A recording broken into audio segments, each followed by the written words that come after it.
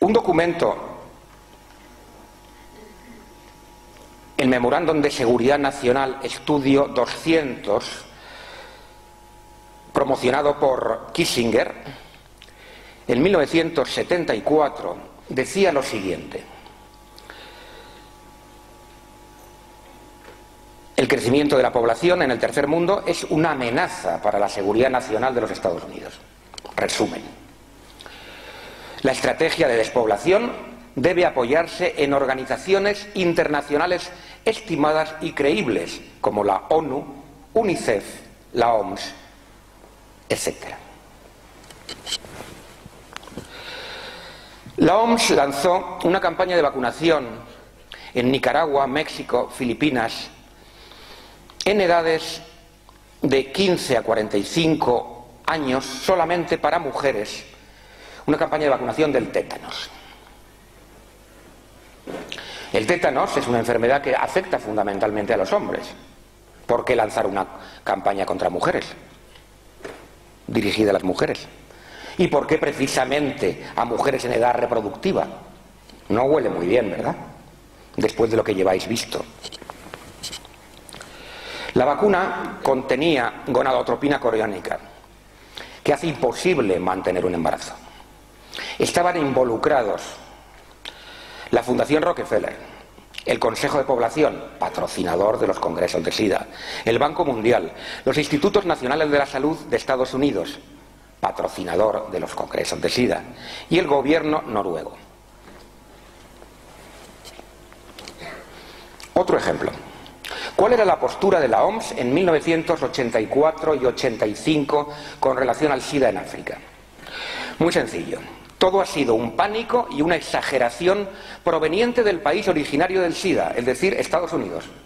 ¿Quién decía esto? Pues el secretario adjunto al director general de la OMS en Ginebra, director de las principales divisiones para la vigilancia, control y prevención de enfermedades transmisibles, incluido el SIDA. Nada más y nada menos. Esa era la opinión del máximo experto. En 1985, la OMS empieza a hablar de pandemia. Toda África tiene SIDA. ¿Qué ha pasado? Algo tiene que haber pasado. Bien, lo que ha pasado es muy sencillo, lo sabemos.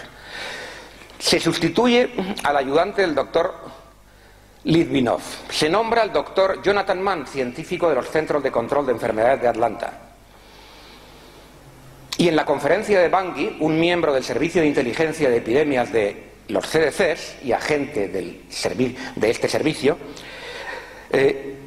redefine las enfermedades para que se diagnostique en África sin test. Y la OMS infla las cifras de SIDA. ¿Cuáles son los criterios? Esto que veis aquí es el boletín epidemiológico número 10 del 7 de marzo de 1986, página 71. Yo lo único que he hecho ha sido colocarlo en un cuadro para que sea más didáctico. ¿Cómo se diagnostica el SIDA en África a partir de ese momento? Pues tienes que tener dos signos mayores y un signo menor. Veamos cuáles son los signos mayores. Por ejemplo, pérdida de peso del 10%. Algo rarísimo en África, que la gente pierda peso, como sabéis. Diarrea durante un mes. También es algo rarísimo, teniendo en cuenta que la mayor parte de la población carece de agua potable. Pues ya tenéis dos. Y uno de esta columna. Por ejemplo, tos. Pues ya tenéis SIDA. Usted tiene SIDA. No es pobre, no está desnutrido, no tiene malaria, no tiene tuberculosis. Tiene SIDA. Increíble, ¿no? Podéis hacer las combinaciones que queráis. Bien, ejemplo de Uganda.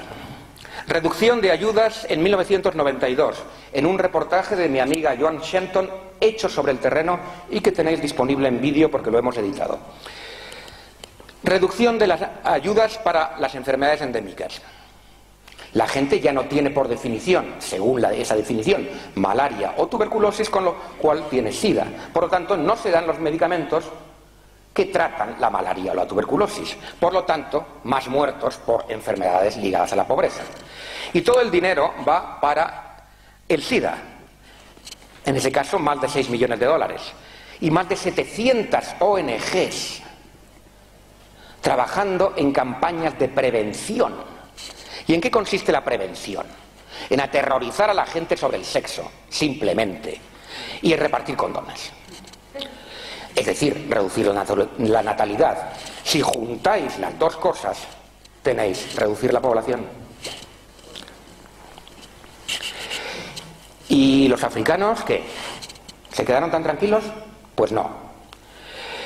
En 1999, el vicepresidente de Estados Unidos, Al Gore, el papa de la Iglesia de la Calentología actual, se entrevista con el presidente Thabo Mbeki para intentar venderle AZT rebajado.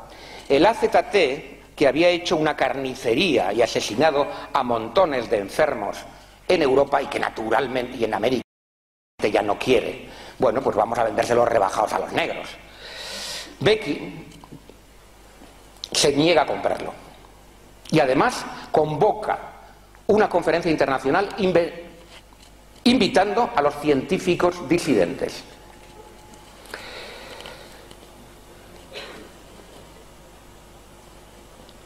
Naturalmente hay una campaña brutal en los medios, que tal vez recordéis, finales del 99, contra el presidente de Sudáfrica, contra su ministro de Sanidad, que lo apoya. Y en enero del 2000 se convoca por primera vez en la historia de las Naciones Unidas una reunión del Consejo de Seguridad de la ONU para discutir del SIDA. Jamás el Consejo de Seguridad de la ONU se había reunido para algo que no tenga que ver con las guerras. El 30 de abril, Clinton declara, veis ahí su foto que es muy significativa, la actitud. El SIDA es una amenaza para la seguridad nacional de los Estados Unidos. Y ya sabéis lo que pasa cuando se declara que algo es una amenaza para la seguridad nacional de los Estados Unidos.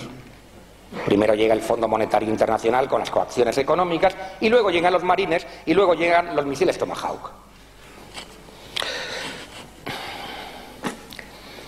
La OMS, de todas formas, todo esto no es lo más grave. Aunque, a mi juicio, lo más grave es que en 1959 la OMS firma un acuerdo infame con la Agencia Internacional de Energía Atómica. Por ese acuerdo, la Organización Mundial de la Salud ya no puede hacer declaraciones, ni publicaciones, ni investigaciones en materia de contaminación radiactiva. Es decir, efectos sobre la salud de la contaminación radiactiva. Ese acuerdo sigue vigente.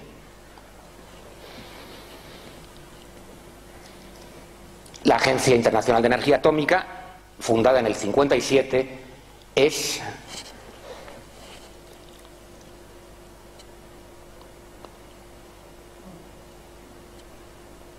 no lo que nos presentan, naturalmente, sino una agencia dedicada en la ONU a promocionar la energía nuclear, tanto civil como militar, y a proteger al lobby nuclear. Pero ella no es quien decide.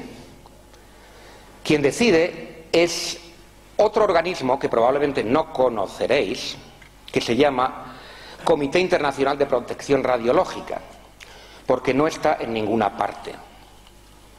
Ellos son los que elaboran las normas de cuánta radioactividad podemos soportar, cuánto es admisible, qué dosis son admisibles. Estos expertos, una docena de individuos a los que no los ha elegido nadie, directamente ligados al complejo militar industrial nuclear,